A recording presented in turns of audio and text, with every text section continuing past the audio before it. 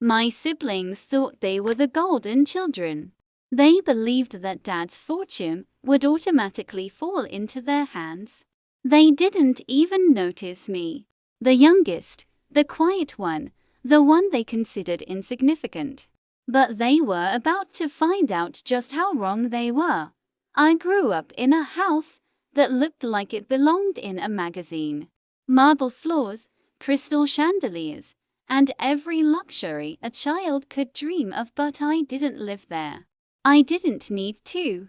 While my siblings paraded in expensive cars and flaunted designer brands, I found happiness in simplicity. A small apartment, a job I loved, and the kind of friendships money can't buy. My father, well, he was a man everyone in the world envied. A billionaire, by the age most people are still figuring out rent. But behind that empire, he had a secret. One that my siblings were desperate to uncover, and one that I hadn't even guessed myself. Yet, I had always been the invisible child. My oldest sister, Vanessa, was flawless in her polished way, high-powered job, perfect social media presence, and a cutthroat streak that could rival any CEO. My middle brother, Richard, was charming and ruthless, the kind of person who smiled while stepping on anyone who got in his way. They both laughed at me, at my simple apartment, my quiet life, my lack of ambition. In their eyes, "You'll never amount to anything," Vanessa said more times than I could count, her words dripping with disdain. "Why even try?" Richard sneered once, when I dared to discuss a small investment I had made with my modest savings. I learned early on that in my family, greed was admired and humility was mocked. I learned to keep my head down, to watch, to listen, and most importantly, to survive. Yet, despite my siblings' schemes and their constant attempts to humiliate me, my father always treated me differently. He never openly sided with me, but there were little things: an approving look when I accomplished something small, a quiet nod when I made a smart choice, a subtle hint of pride that nobody else noticed. I didn't know what it meant, but deep down, I felt that he saw something in me that no one else did, and that feeling, that quiet confidence, became my anchor. The world didn't see my patience as power. They didn't see my humility as a weapon. But Dad, he did. I remember the day vividly. It was my birthday. I had no expectations. I didn't care about gifts or parties. I just wanted a quiet dinner, maybe a slice of cake, maybe a phone call from Dad. But when I arrived at the family estate, I knew instantly that something had shifted. The air was tense. My siblings were whispering, throwing glances my way, calculating, scheming. And Dad, he was calm. Too calm, you know, he said casually, sitting at the head of the table. "I've been thinking a lot about legacy lately." Vanessa and Richard's ears perked up instantly. Their eyes were hungry, sharp. They leaned in, waiting for the words that would confirm what they already assumed: they were the ones who would inherit everything. I smiled quietly, pretending not to care, as always. "And legacy," Dad continued, his gaze settling briefly on me before sweeping over the table, "isn't always what you expect." A chill ran down my spine. That wasn't a gift announcement. That wasn't a casual comment. That was a warning. And perhaps a promise. Little did I know, that moment was the calm before the storm. A storm fueled by greed, envy, and betrayal. A storm that would sweep through our family and force everyone to face the truth. Because in this family, only one thing was certain: appearances were deceiving. And the quietest child often held the most power. And in my case, I was about to discover just how true that was. From that birthday dinner, I knew the game had changed. The air in the house was thick with greed and unspoken threats. Vanessa and Richard had already started planning even before my father had finished speaking. They believed that wealth was theirs by default, and they assumed that being overlooked meant I was powerless. They didn't know me. The next day, subtle sabotage began. Vanessa started dropping hints about my incompetence to family friends, making casual remarks about my modest lifestyle. "It must be nice to be free of responsibility," she said in that tone that was supposed to sting. Richard, on the other hand, tried to intimidate me in more direct ways. He questioned my decisions, my savings, my job, even my friends. It was relentless, but I learned long ago not to show fear. I had a strategy of my own: quiet observation. While they were loud, flashy, and overt in their aggression, I watched. I listened. I learned their weaknesses, their patterns, and most importantly their arrogance. One afternoon, as Vanessa hosted a brunch to flaunt her social influence, I attended quietly. She was gleeful, showing off expensive pastries, fine china, and a guest list full of people who existed to admire her. I smiled, served tea politely, and listened to her subtly brag about upcoming family investments. Richard tried to corner me later, leaning against my shoulder as if the world was his to control. "You really think Dad will leave you anything?" he sneered. "Honestly, I don't see why he even bothers acknowledging you." I didn't respond. Instead, I let him talk himself into exhaustion. People like him always underestimate silence. They forget that quiet minds are always calculating. The truth was, I was preparing. While Vanessa and Richard flaunted wealth and power, I was learning every detail of our father's business empire. I asked questions, studied the companies, and even took notes about investments and legal loopholes. I wasn't just surviving, I was equipping myself with knowledge that they thought I would never acquire. And then came the first serious attempt at sabotage. Vanessa tried to discredit me with a minor public humiliation at a charity event she controlled. She invited me to speak about a small project I had been working on, fully expecting me to stumble, trip, and fail in front of influential donors. I smiled, thanked her, and delivered my presentation flawlessly. Every statistic correct, every detail precise. The audience applauded politely, but I saw the tight lines on her face. The quiet shock in Richard's eyes. It was the first crack in their armor. Then there were whispers of manipulation, Richard spreading rumors that I was only interested in inheritance, Vanessa hinting that I had secretly been trying to take control of family assets, all designed to turn our father against me. But Dad, he never flinched. He never reacted. He simply observed. And I began to notice it. Whenever my siblings tried to push me out of the conversation, he subtly redirected attention back to me. A compliment here, and not there, a question about my opinions in meetings. He wasn't defending me openly, but he was building a quiet trust between us, a trust my siblings couldn't see or understand. One evening, after a particularly exhausting confrontation, I returned to my apartment and sat quietly, reflecting on everything. I realized that my advantage wasn't wealth, charisma, or influence. It was humility. It was patience. It was the ability to act without letting emotion take over. And I knew that patience was a weapon far sharper than greed. Little did Vanessa and Richard know. Every plot they devised, every rumor they spread, every attempt to humiliate me, only sharpened my resolve. Each act of cruelty became a stepping stone toward the day when the truth would finally emerge, and deep inside, I felt it.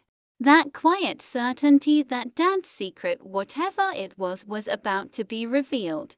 Because in a family like mine, the quietest child often sees the moves before anyone else. And in my case, I was already 3 steps ahead.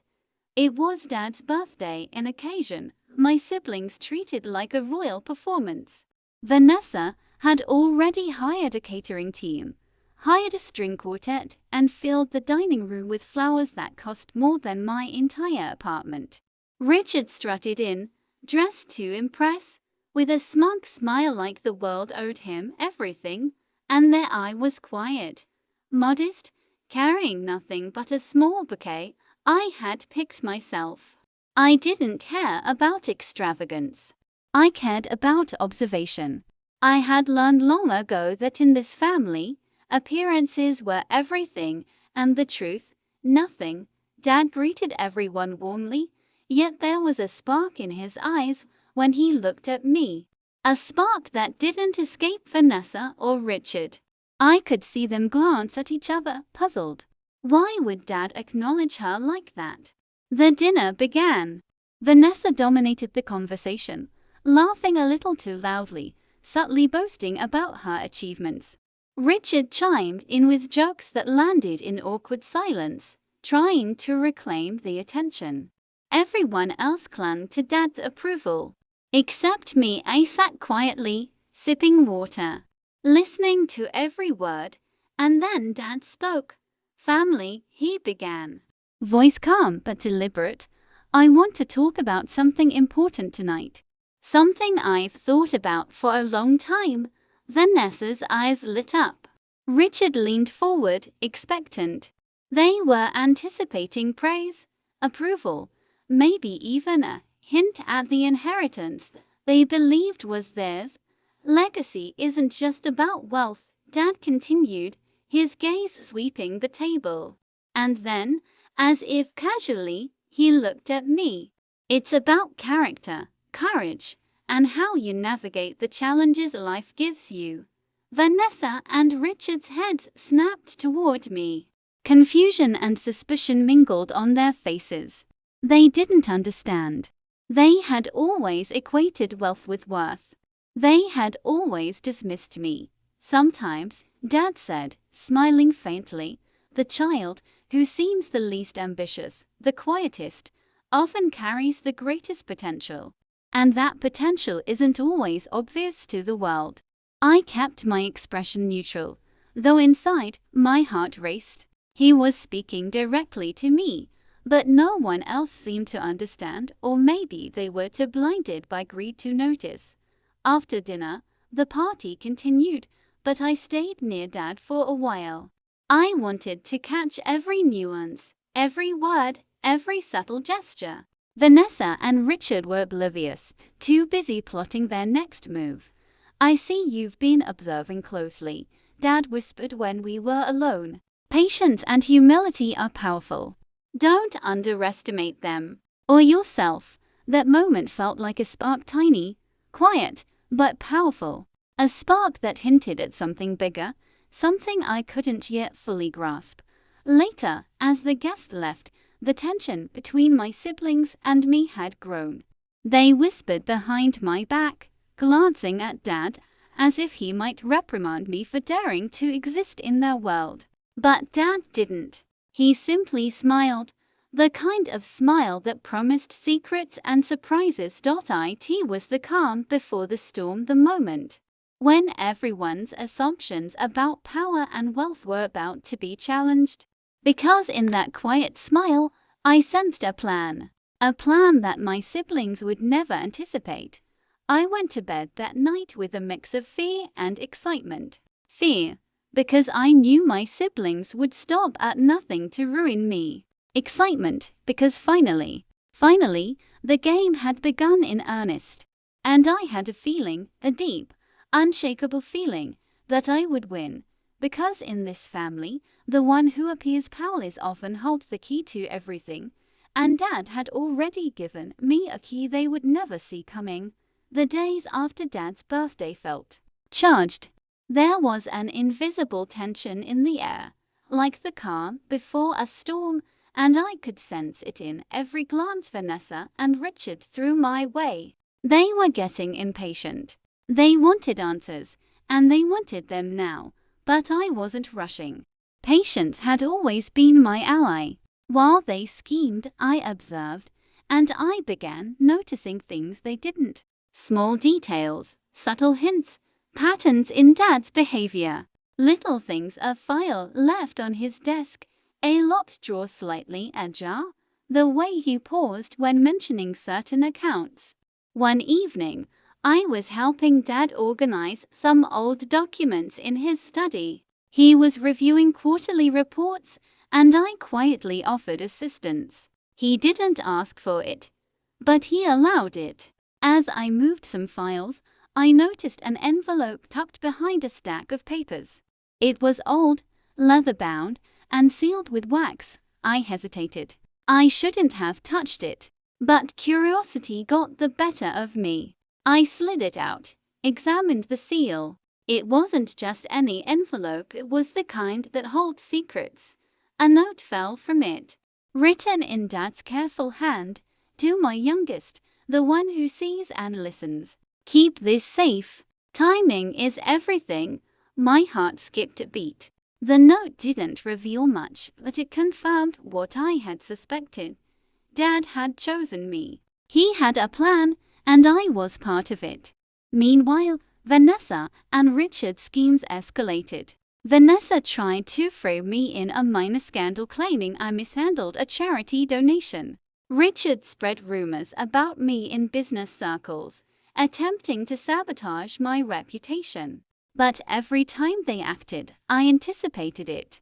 Every trap they set, I walked around calmly, quietly, collecting evidence of their intent, and overconfidence.it became almost a game. They thought they were playing me, but the truth was, I was learning everything I needed to know. I learned their weaknesses, their fears, and the overconfidence that made them vulnerable. One night, while reviewing the old documents, I found more clues: letters, business memos, and even a partially written will. It was incomplete, but enough to hint at a future they couldn't see. The words "to my youngest, the one who," appeared repeatedly. My pulse quickened. Dad had been preparing this for years, and he trusted me to act wisely when the time came. I realized something important. Knowledge, patience, and humility were more powerful than arrogance, wealth, and aggression. My siblings didn't understand that. They believed that inheritance was theirs by default. They believed they were untouchable, and that was their first mistake. I also began leaving subtle counters in place, quietly securing documents, documenting interactions, and creating a paper trail of my siblings' plots. If things escalated, I would have proof of their greed and malice. I didn't need to confront them yet. I only needed to wait. And while I waited, I began to notice something else. Dad had started giving me little nods, hints, and tests. He asked my opinion on minor business decisions, praised my calm under pressure, and even smiled when I outmaneuvered Vanessa and Richard in subtle ways. It was all preparation. Every moment, every small victory, every observation was shaping me for the ultimate revelation, the moment when the will would be read, and the family's true dynamics laid bare. Because in a household like ours, secrets aren't just hidden, they're strategic. And Dad had been quietly orchestrating a plan that would change everything, and I was ready. By now, the stakes had risen. Vanessa and Richard had realized that subtlety wasn't enough, they needed force. The whispers, the rumors, the minor humiliations had failed. And failure, in their minds, demanded escalation. It began with financial maneuvers. Richard attempted to undermine my small investments by contacting banks, questioning my credibility, and even suggesting I had mismanaged funds. Vanessa used her connections to block potential opportunities, subtly ensuring doors that might have opened for me remained firmly closed. I won't lie, it was stressful, but I had learned something early. Panic is a weapon that greedy people never expect the humble to wield. I stayed calm. I documented everything. Every call, every suspicious email, every shady interaction became a thread in the tapestry I was quietly weaving.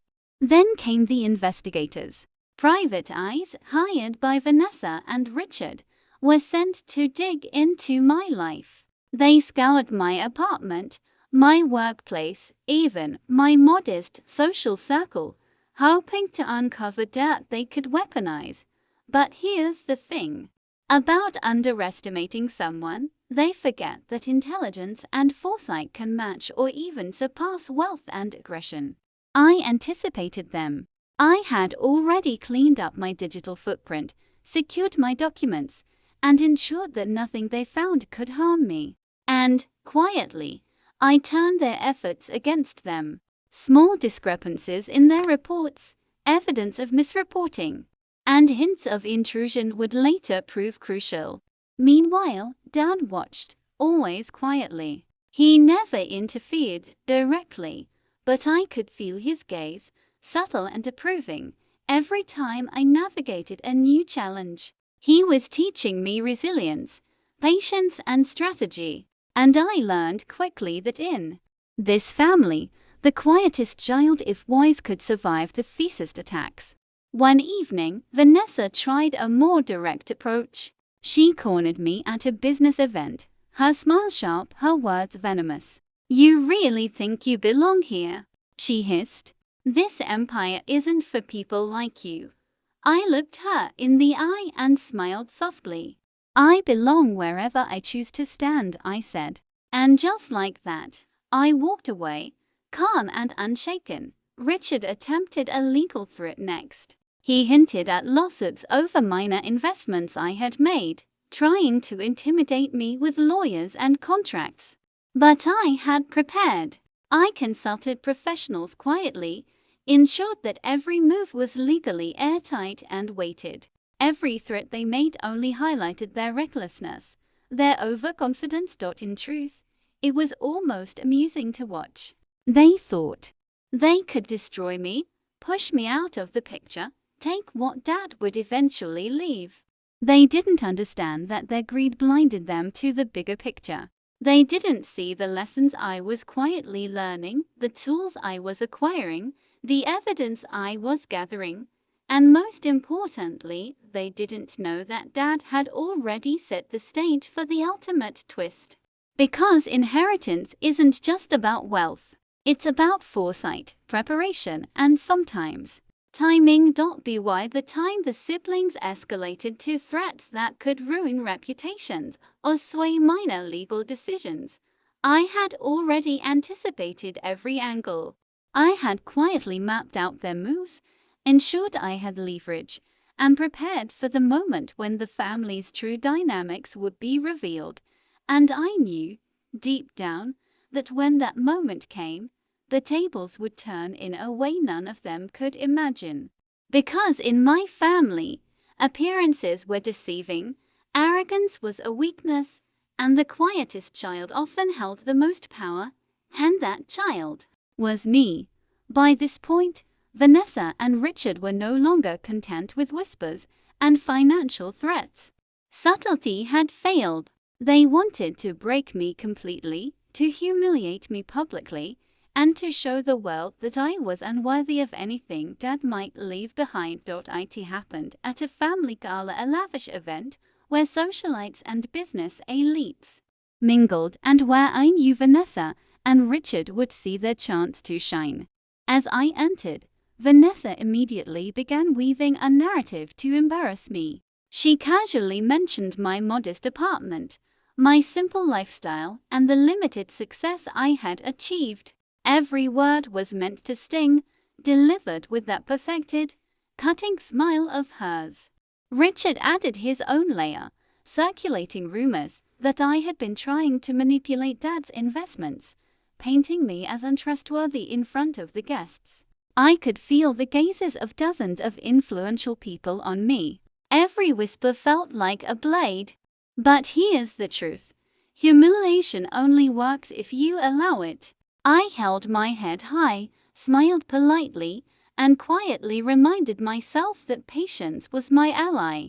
I knew that my strength wasn't in the flashiness of wealth, but in the calm power of observation and preparation. And then, the first major confrontation occurred. Vanessa cornered me near the main hall, her voice low but venomous. "You don't belong here," she hissed. "Everything Dad has will be mine. Everyone knows it." I didn't respond immediately. Instead, I looked her in the eyes, calm, unwavering. "We'll see," I said simply. That was all I allowed myself to say. A small, almost invisible statement, but one loaded with confidence. The gala continued, tense and electric. Richard attempted a more public attack, approaching influential guests and subtly discrediting my work. He expected applause for his cunning, but instead, I noticed cracks. Guests were observing, watching both of us. Some were quietly impressed by my calm demeanor in the face of aggression. Some began to question the rumors Richard spread, and then something unexpected happened. Dad, who had been observing quietly from a distance, stepped in not with confrontation, but with subtle guidance. He asked my opinion on a minor project during a private moment in the gala, showing trust and approval in front of others without them even noticing. That small act changed everything. It was a signal not just to me, but to everyone, that he valued more than wealth and aggression. He valued character. After the gala, I returned home exhausted but resolute. The attacks had escalated, yes, but I had survived. I had even gained allies, people who recognized my calm intelligence, my humility, and my ability to navigate the treacherous dynamics of my family, and I began to understand something crucial. My siblings' greed wasn't just a threat, it was an opportunity. Every overstep they made, every attempt to humiliate me, was creating a trail. A trail that would reveal their arrogance, their cruelty, and their desperation. I also realized something else. Dad's secret plan was far more intricate than I had imagined. The clues, the subtle interventions, the quiet tests, they were all part of a carefully orchestrated path leading to the will. And when that path reached its climax, it wouldn't just reward me. It would expose the truth about Vanessa and Richard in the most undeniable way. Because in a family like mine, public humiliation is a game, but the quiet, patient, and observant child holds the ultimate leverage. And I was ready. The day of the will reading arrived like a thunderclap. The family estate was buzzing with tension, everyone trying to guess who would inherit what. Vanessa and Richard were practically vibrating with anticipation. Smug smiles plastered across their faces. They had rehearsed their victory in their minds countless times, and me. I arrived quietly, dressed modestly, carrying nothing but my composure. I had no need for theatrics. I had patience. I had preparation. I had knowledge. The lawyer stepped forward, clearing his throat. "Thank you all for being here," he began.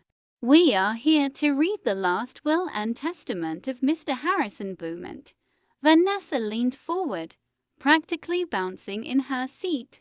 Richard's grin was sharp, predatory. They expected an immediate validation of their entitlement. "First," the lawyer continued, "Mr. Beaumont has left certain specific instructions regarding the division of his estate. The bulk of the assets, including investments, properties, and business holdings, are to be inherited by."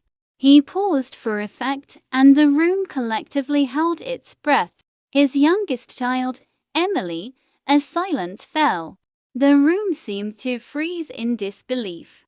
Vanessa's mouth opened, then closed. Richard's eyes widened as if the words had physically struck him. And I smiled quietly. The lawyer continued, additional assets are to be distributed to other heirs in smaller amounts. But the primary inheritance, the empire itself, is entrusted to Emily. Under the guidance and oversight as stipulated in this will, Vanessa gasped. What? That's impossible, she screamed. Dad would never, he must have made a mistake. Richard stood abruptly, knocking over his chair. This is insane. We're contesting this. You can't leave everything to her. I stayed calm, letting their outrage unfold. I had anticipated this moment, had prepared myself for the storm. But the true twist was yet to come. The lawyer opened a secondary envelope. A clause in the will that Vanessa and Richard had completely overlooked. As a condition of the inheritance, he read, Emily shall have full control of the assets only after she demonstrates integrity, patience, and the ability to navigate the complexities of the family business. Additionally, any attempt by other heirs to sabotage her shall be documented and may result in legal forfeiture of their personal inheritances. Vanessa's face drained of color. Richard's hand shook as he tried to process the words. Every scheme they had attempted, every rumor, every public humiliation, every attempt to discredit me was now documented, noted, and punishable under the conditions of the will. I felt a strange mix of vindication and calm satisfaction. It wasn't just about the wealth, it was about justice. It was about patience, humility, and the quiet strength that comes from knowing your value even when no one else does. My siblings were speechless, furious and humiliated, and Dad? He simply smiled, that subtle, knowing smile I had learned to recognize.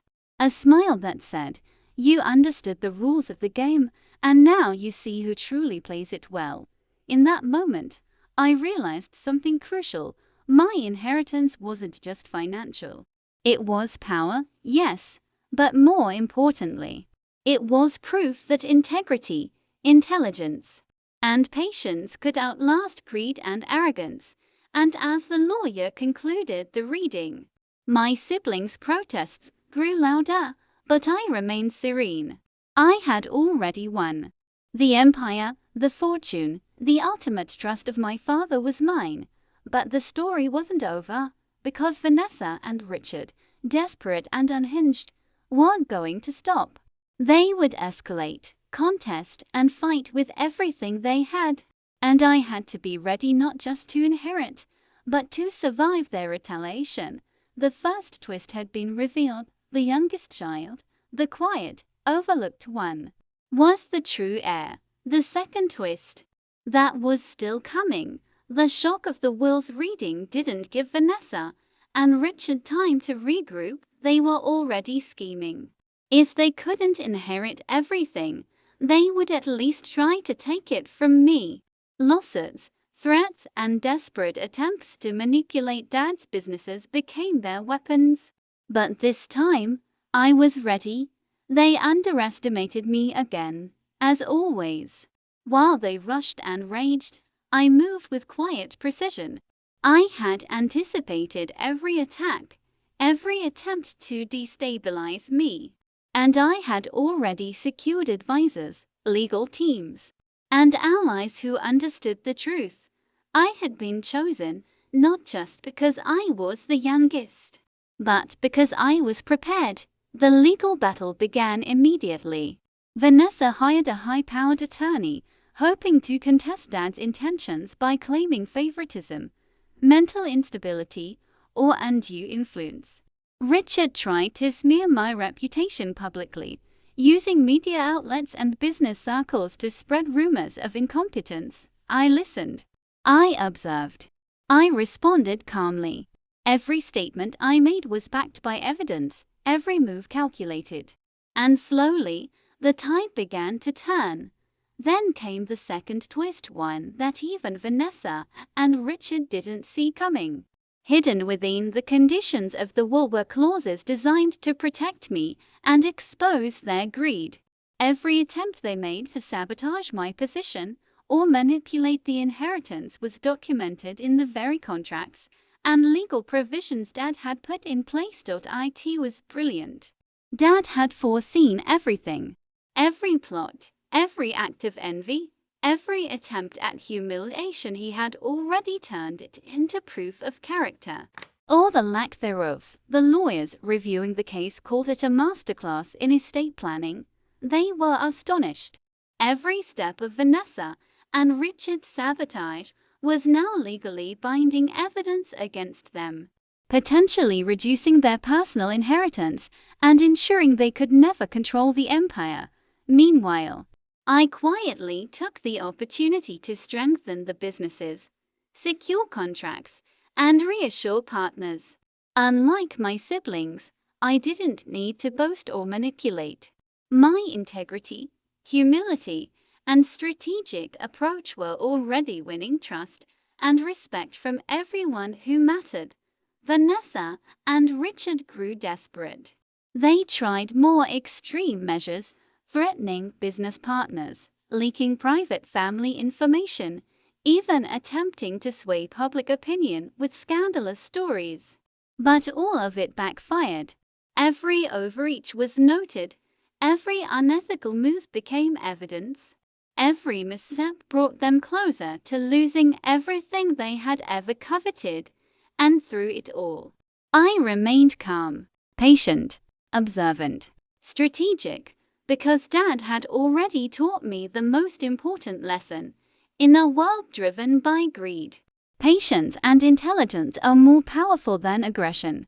And when the storm finally ended, it would be the humble, the quiet, and the prepared who would inherit not just the fortune, but the respect and loyalty of everyone around them. As the legal battles wore on, the humiliation, frustration, and desperation of Vanessa and Richard became painfully clear. They were losing, not just financially, but morally, socially, and emotionally. Their greed, which had once seemed untouchable, was now their undoing. And I realized something else, a truth that Dad had quietly taught me all along. The greatest power isn't in wealth alone. It's in wisdom, patience, and integrity. Those are the qualities that can turn even the smallest, quietest child into the ultimate victor. The second twist wasn't just about money. It was about justice. It was about revealing the true character of everyone at that table. And by the time it was over, the truth would be undeniable, because in my family, only one thing was certain. When arrogance and greed collide with humility and strategy, only the prepared survive. And I had been preparing my whole life. By now, Vanessa and Richard were unraveling before my eyes. Their schemes had failed spectacularly, and the legal battles they had waged only cemented my position.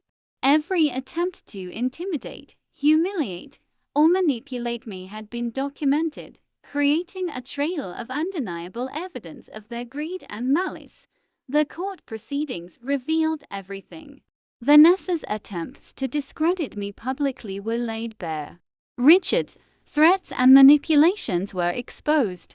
Even minor actions that had seemed inconsequential, bribed intermediaries, manipulated business partners, were now visible for everyone to see. The judge's verdict was swift and decisive. Their claims were invalid. Not only would they inherit far less than they had expected, but several of their personal assets were at risk due to unethical and illegal attempts to sabotage the rightful heir. I didn't gloat. I didn't need to. The look on their faces said everything. Shock, disbelief, and humiliation, all perfectly served cold, the way justice always tastes sweetest when it's long awaited. But it wasn't just about victory in court. It was about demonstrating that character and intelligence outweigh arrogance and greed. My calm demeanor, my patience, and my strategic foresight had turned what could have been a brutal family war into an undeniable triumph. Dad watched from the sidelines. That subtle, knowing smile still on his face. He never needed to intervene directly. He had already set the stage for this outcome years ago. And I realized the depth of his planning, the wisdom of choosing a child not for ambition alone, but for integrity, resilience, and humility. Vanessa and Richard had one last desperate hope, a public plea, an attempt to sway business partners or social opinion. But by then, I had already solidified trust with every partner, every stakeholder, every employee who mattered. Their words fell on deaf ears, echoing into nothingness. And then came the final, satisfying twist. A letter from Dad, revealed posthumously, addressed to my siblings. It read, "Your greed has blinded you to the truth. Integrity, patience, and humility are the qualities that build lasting legacies. Learn from this, or be left behind." It was a moment of perfect closure. The siblings had played their hand, and their arrogance had led to their downfall. I had emerged not just as the heir, but as the rightful leader. The one who commanded respect not through fear or wealth alone, but through wisdom and character. In that moment, I understood something profound. Winning isn't about crushing others, it's about being prepared, staying true to yourself, and letting actions speak louder than words. And as I looked out over the empire Dad had entrusted to me, I realized that this was only the beginning, not just of managing a fortune, but of proving that true power is earned, not inherited, because in a family like mine, the quietest, most overlooked child had become the ultimate victor. And no one would ever underestimate me again. It's strange, looking back now. At one point, I was the quiet one, overlooked, underestimated, dismissed. My siblings thought my humility and simplicity made me powerless. But the truth, as I've learned, is that patience, intelligence, and integrity are far more powerful than arrogance and greed. When Dad entrusted me with his empire, it wasn't just about money. It was about legacy. It was about proving that the values he had taught quietly throughout my life, resilience, wisdom, observation, were worth more than all the wealth in the world. Vanessa and Richard. They learned a harsh lesson. Greed and arrogance can only carry you so far, and when you underestimate the seemingly powerless, you risk losing everything. The irony was satisfying, of course. Every scheme they plotted, every act of malice, only reinforced my position and revealed their true character and me. I didn't just inherit a fortune. I inherited trust, respect, and the ability to lead without fear or desperation. I learned that power isn't about crushing others. It's about staying calm, planning carefully, and letting integrity guide every decision. Sometimes, I think about that first birthday dinner, when Dad gave that subtle hint, that quiet spark that said he saw potential in me when no one else did. If I had rushed, if I had tried to compete with arrogance using arrogance, none of this would have worked. My victory wasn't about wealth. It was about character. Today, I stand not just as the heir of an empire, but as a reminder that being underestimated can be your greatest advantage. That the quiet child, the one people ignore, mock, and dismiss, can be the one to rise above it all. And as for Vanessa and Richard, they have time to reflect, to learn. Maybe one day they'll understand that true legacy isn't inherited by entitlement, but earned through patience, wisdom, and integrity. For me, this journey wasn't just about a will or money. It was about proving that the right values, combined with strategy and resilience, always prevail. It was about showing that being overlooked doesn't mean being powerless. And if there's one lesson I hope people take from my story, it's this: never underestimate the quiet ones. Sometimes they're the ones shaping the future and quietly holding all the cards, because in the end, the greatest revenge isn't anger, it's winning with grace, patience, and undeniable integrity. Thanks for watching. Hoped you liked it. If you watched till the end, please comment revenge so that we could understand you were with us till the end. As well as, please let us know, where are you watching from? What do you want to hear from us in next video? If you have any incident in your life, please let us know. We would love to share your story.